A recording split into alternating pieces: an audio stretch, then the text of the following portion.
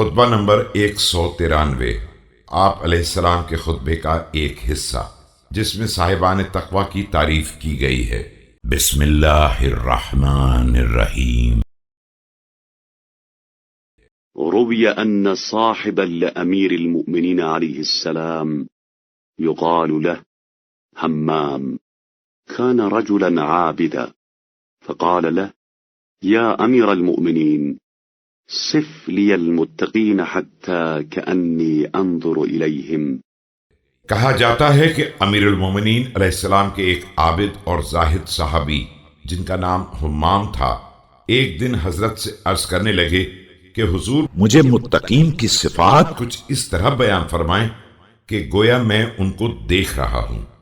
فتثاقل عليه السلام عن جوابه ثم قال: يا حمام اتق الله وأحسن فإن الله مع الذين اتقوا والذين هم محسنون۔ آپ علیہ السلام نے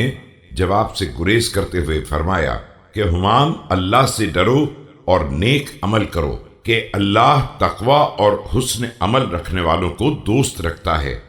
فلم يقنع حمام بهذا القول حتى عزم عليه، فحمد الله وأثنى عليه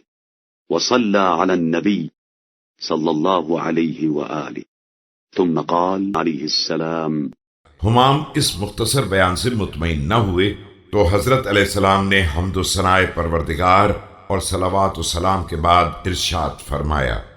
أما بعد، فإن الله سبحانه وتعالى خلق الخلق حين خلقهم غنيا عن طاعتهم آمنا من معصيتهم، لأنه لا تضره معصية من عصاه ولا تنفعه طاعة من أطاعه،